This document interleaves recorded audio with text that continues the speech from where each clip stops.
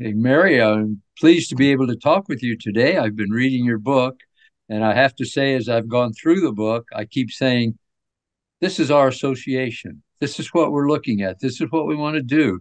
And I'd like to get a chance to talk with you today about some of the things that you have written about and that you're seeing with associations you're working with. And I have a few questions that kind of, emphasize these things or explain to them for us, if that's fine with you. I am happy to be here today. Welcome. I'm glad to be with you. Uh, what are you seeing in regard to changes associations are making, and why is this important? There's actually three that we see on a regular basis, and it's been my privilege to work with over 400 associations, so I'm seeing this up close on a regular basis. The first is that change tends to be evolutionary rather than revolutionary. It's really hard to do full scale top to bottom change.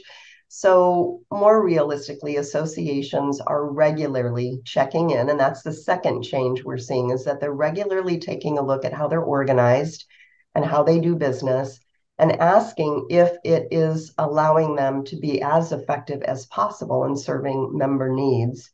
And then the other third change is that recognition that the environment is rapidly changing. And as the environment outside of the association changes, we need to be organized to be nimble in our response to that environment. Okay, that's one of the things that's been concerning to me and some of the others is that under our present setup and our constitution, this being nimble and being timely with some of our decision making is not possible because we have to wait maybe up to 2 years in order to make those changes. And in the changing world that we've seen, especially that it was exacerbated by the pandemic, you just can't afford to wait. Well, it's definitely true that the world doesn't wait while we make decisions. We build consensus. And I think associations across the board are realizing that. And so they're really taking a hard look at how they're organized. And I applaud what IRTA is doing. Thank you. What value do members today expect from their association membership? You know, members have always expected to get a return on their investment. And with all of the organizations that I've worked with, I think IRTA actually has one of the strongest value propositions. I mean, who wouldn't want to invest, the proposed adjusted dues amount of $42 to protect their full range of pension benefits and health care? I mean, there you can draw a direct line from member investment to the benefit they get from the association. And not every organization can do that. So you're really in an envious position. Well, we appreciate that is there for us, and we have tried to be, very proactive in protecting the benefits that our members get, to the extent that we even, as you may know, went to court and all the way to the Supreme Court to protect those benefits. And we continue to do whatever's necessary, but we want to be able to do that for the members coming up in the future as well. And that's why we're looking for the ways to keep our association relevant and active as we go forward. Well, and I think that's the benefit of members getting together. I like to say we're better together. Well, let's hope that's true. Uh, what governance trends are you seeing in associations today? Much like what IRTA has proposed, I'm seeing a huge move towards smaller boards and, in some cases, committees. I've been following governance changes for a decade now, and I've seen some as high as a 75% reduction in size. And one of the associations I'm familiar with actually is in Illinois, and they reduced their board by 74% so that they could, in fact, be more nimble and that the board members who are serving are more engaged and consensus can be built much more quickly. We're also moving away from geographic representation, which is something that IRTA is looking at as well. And we don't need it quite like we did before. If you think about associations that were organized back in the 1800s, literally they were sending representatives to a meeting to hear what's going on and then coming back to their part of the state or their part of the country if they were a national organization. But we don't need that now due to changes in communications. And then I'm also seeing a move from member driven, which meant that members were the ones rolling up their sleeves and doing the work. But now, as associations are partnering with professional staff, we've seen a move from that to member directed in partnership with staff. And I would say those are the three big ones we're seeing. In along the line that you were just speaking of, volunteerism today for IRTA is at probably an all-time low. Is this a trend you're seeing with other associations going on now? Absolutely. And it's one of the reasons that governance is changing in associations. People are busier than ever, including retirees. And it's hard to get people to make a commitment on a long-term basis. And so we are seeing a trend toward asking fewer people to volunteer, but also asking for shorter volunteer commitments. And I don't think that's going to change anytime soon. As I've read in your book there, and it's a thing that I've experienced, uh, when you go to someone and you ask them about volunteering somewhere and they say, I just don't have time. And you point out in your book that probably that is saying, I have other things that I would prefer to do.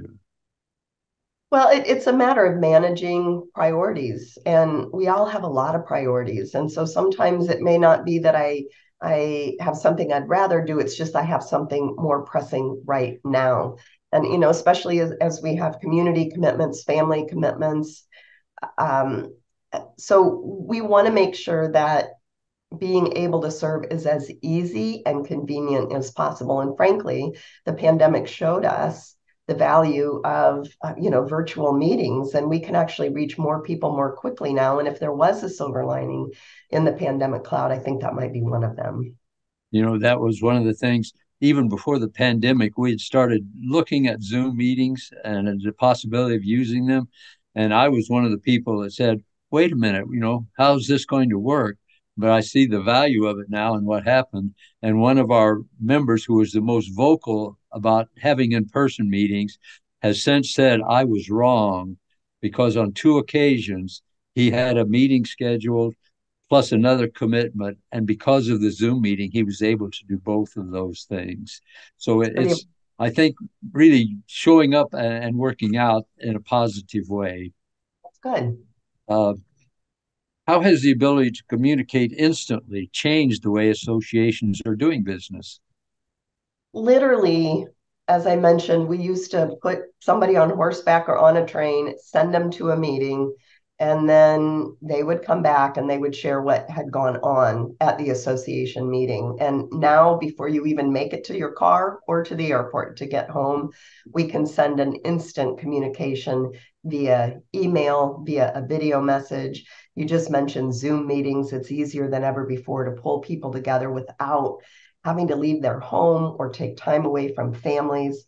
And I love what IRTA is doing with voter voice, and that you're making it easier than ever for members to reach their legislators. So as we harness new ways to communicate, I think we've seen the power of doing so. And we never want to replace in-person meetings fully, but we want to supplement them. And I think that's really what we've seen over the last several years. And I think it, is a good thing. And as you know as well as I do, Illinois is a very large state, and we've had occasions where we've had people who would come to an in-person meeting from far southern or far northern areas, driving 3 hours to get to a meeting that lasts maybe an hour and a half, and then driving that same time home. It seems like a big waste of time and resources and money to do this. Absolutely. And the fact that we can now get together quickly not only makes us more nimble, but as I mentioned, we can reach more people more quickly, even worldwide. And that's actually kind of exciting for associations.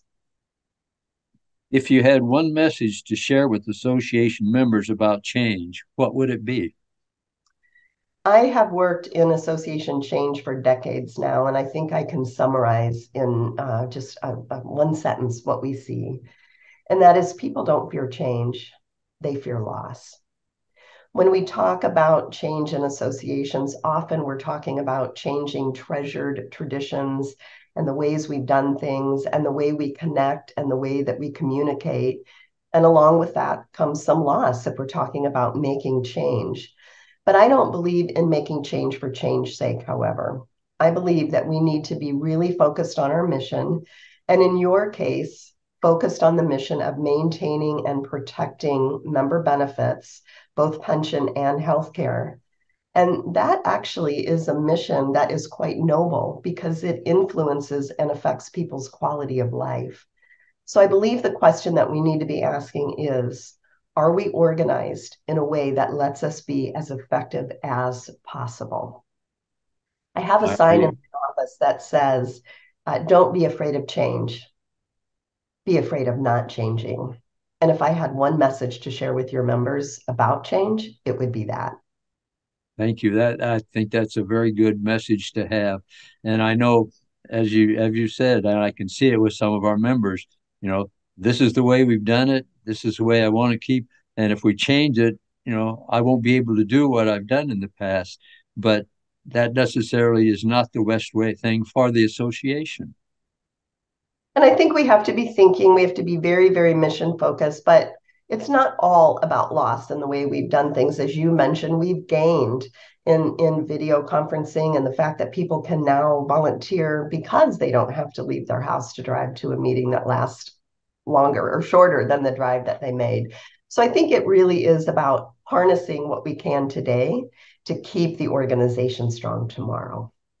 Okay. And I think, what you've just said, I found in several cases when I were talking to people about serving, and they would say, if I don't have to take the time to drive to Springfield, I would be willing to do it. But if I have to do that, then I don't want to. And so that really works out well, I think, in most cases.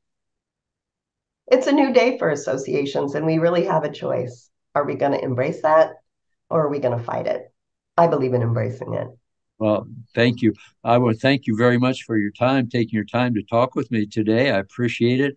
And I found your book very enlightening and very challenging also at the same time. And is there any one last thing you would like to say to our members before we leave? Personally, because my life was touched by a teacher and my children's lives were touched by a teacher, I just want to thank you all for your service. Well, thank you for that. We appreciate it very much.